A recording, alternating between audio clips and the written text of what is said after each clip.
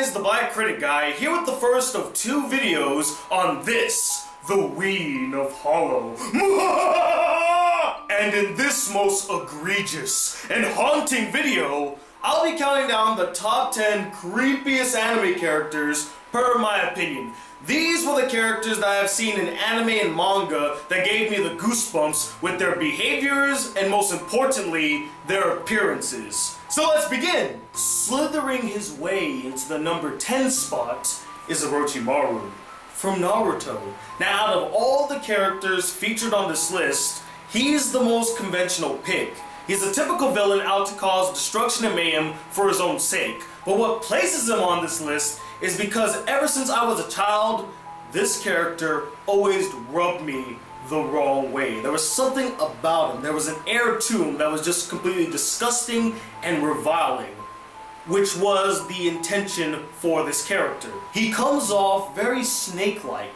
I wouldn't be surprised if he was welcomed with open arms to Slytherin. In fact, you could probably make the argument that he's the anime equivalent to Voldemort, with his slimy and sneaky behavior and overall physical appearance, from his snake-like eyes, tongue, skin, and body structure. And I should mention, I freaking hate snakes. They're my least favorite animal in the world, and they terrify the crap out of me, which stands to reason why I am terrified or do not like Orochimaru. And speaking of Voldemort, he's very much a mix of Voldemort and White Michael Jackson, the Ultra Creeper. The first time I saw Orochimaru, that's the first thing I thought about. He looks like a future pedophile. And it doesn't help the fact that the first time we see this character, he's harassing a bunch of kids, attacks one of them, and later kidnaps that same kid in order to use him for his nefarious plans later on down the road.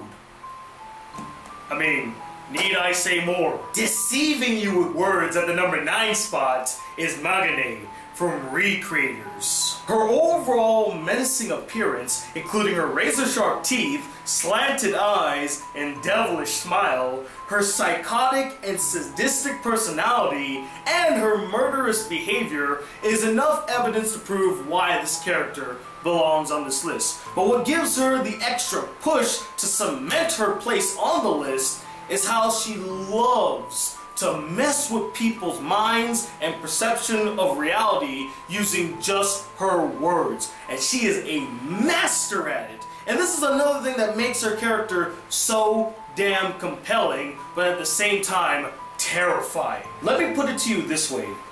Magane is not a character you want to meet in a darkened alley. And if you do not say a damn thing to her and run the other direction. Being very monotone and emotionless at the number 8 spot is Heartseed from Kokoro Connect. Really, it's the eyes and calm demeanor that sell the creep factor for this character.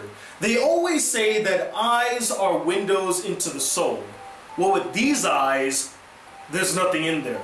It's empty, hollow, and expressionless. It's very similar to the eyes of an animal, which makes the character very unpredictable, because you don't know what the character is thinking, thus you don't know what the character is bound to do, which really adds to the terrifying nature of Heartseed. And that's not even mentioning the fact that this character can basically do whatever they want to anybody and no one can stop them. Coming to another world to escape boredom at the number 7 spot is Ryuk from Death Note. Ryuk is the first of 3 characters on this list that I refer to as the 3 ugly mofos. I mean, just look at this guy. He's not some dashing prince with suave hair, smooth skin, and a pretty smile. This is a creepy ass looking Shinigami with freaking spikes on his back and sharp teeth with bug eyes. This guy is haunting as shit. But I'll give Ryuk this. Out of all the characters on this list,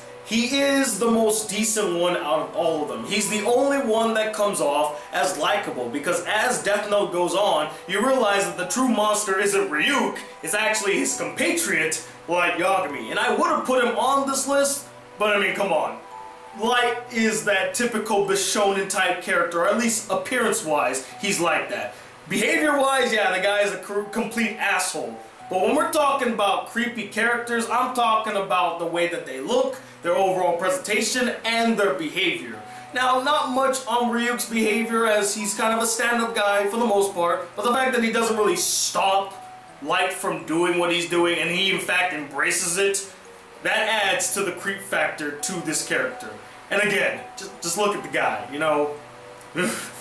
I'll be seeing him in my nightmares. The next despicable member of the three ugly-ass mofos is my number 6 choice, Caster from Fate Zero. Now, Caster is a more extreme version of Ryuk. He basically does almost everything Ryuk does, but he takes it a step further. Whereas Ryuk doesn't really involve himself in Light's affairs, he doesn't meddle too much unless Light requests him to meddle, Caster involves himself heavily in his master's affairs, even going so far as to assist him on his killing spree. Oh, and did I mention that this character was based on a real historical figure that was known as a child killer, and in the series itself, he goes and kidnaps a bunch of children in order to kill them all. And he also has this weird infatuation with Saber because she reminds him so much of Joan of Arc.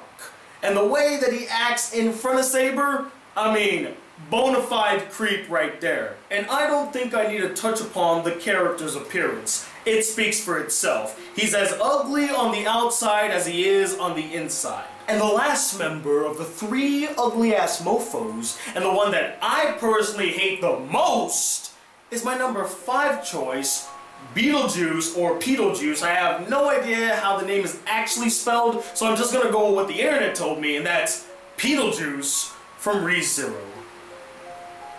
This man, no, scratch that. This is not a man.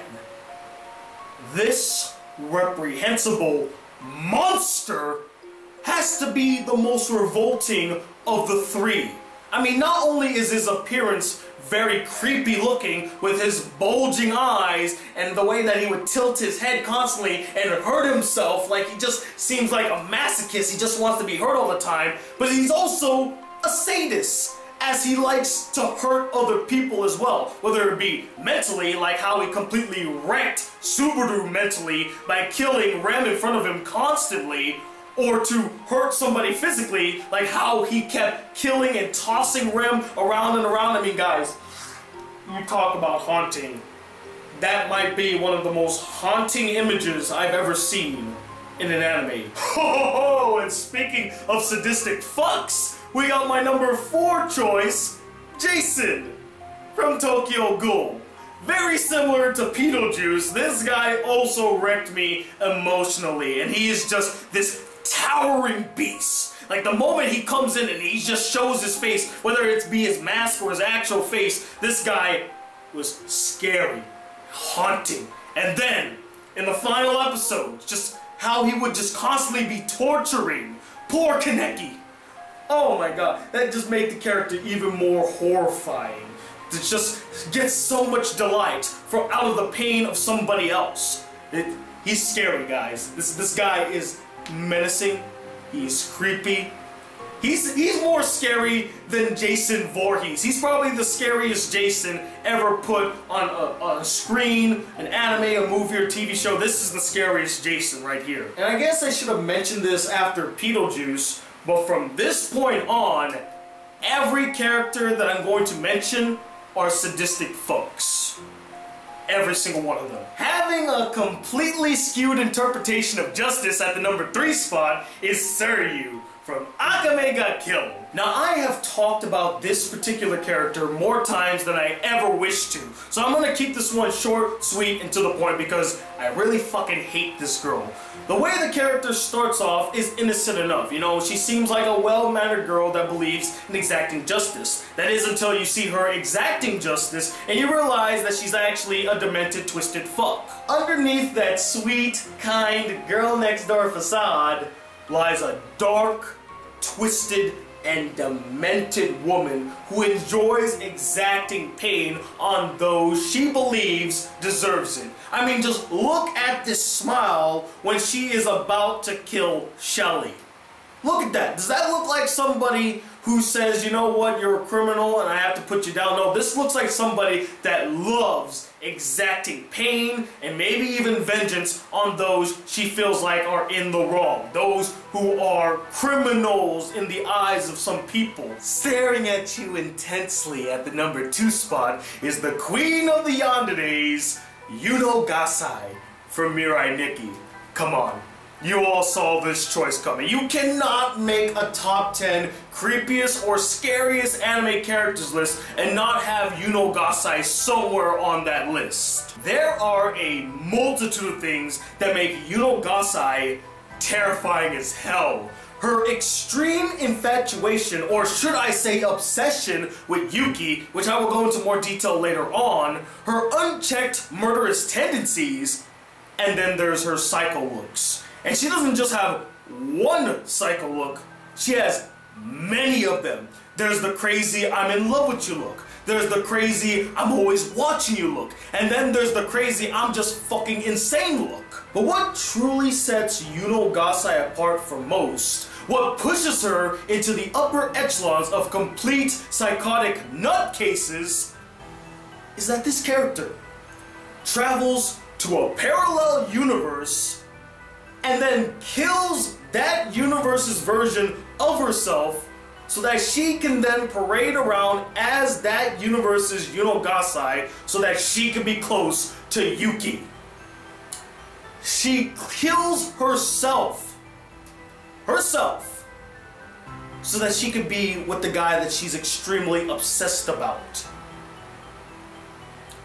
If that doesn't make you want to shit your pants, I don't know what will, because I'm terrified. And now here we are at the number 1 spot. And I'm sure plenty of you are quite shocked that Yuno Gasai did not take this spot. And to be quite honest with you guys, she came very close to taking it. The character in the number 1 spot edged her out because there is one image with this character that haunts me to this very day. It gives me the creeps. It makes me scared to step outside at night. It makes me scared to talk to a Japanese girl.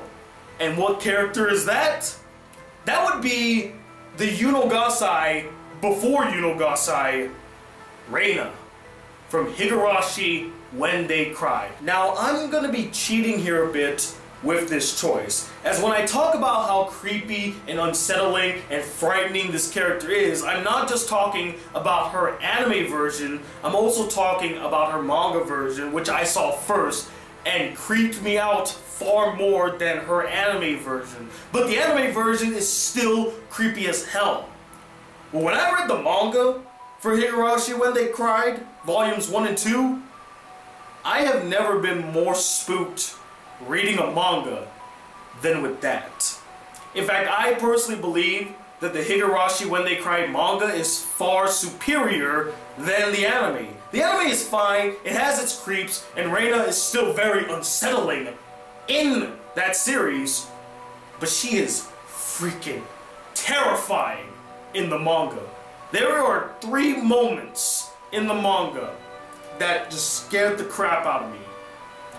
There was one where she is standing outside the main character's door. I forgot what the main character's name is, I apologize, but I'll probably put it down here. She's standing outside the main character's door, a la Yuno Gasai, saying how sorry she is. She's sorry, she's sorry, she's sorry, and all that stuff, and it was just haunting and terrifying.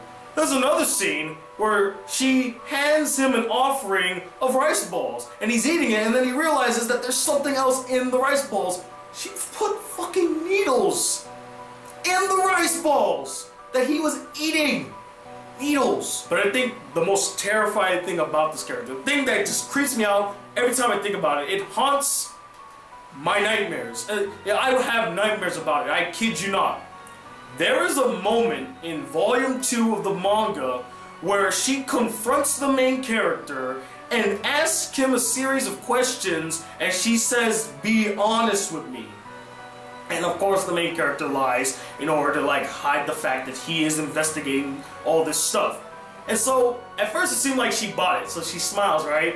Then you turn the next page and it's a full page. Just says, liar! And you see like, oh my god, devil eyes, sharp teeth, red back. It was colored too. It was terrifying. I did not see it coming. Could you imagine you are living in a town where this girl who you thought was your friend is watching your every waking moment outside of your door, waiting for you to slip up so that she could kill you? That is creepy as hell. That's not just creepy. That's horrifying.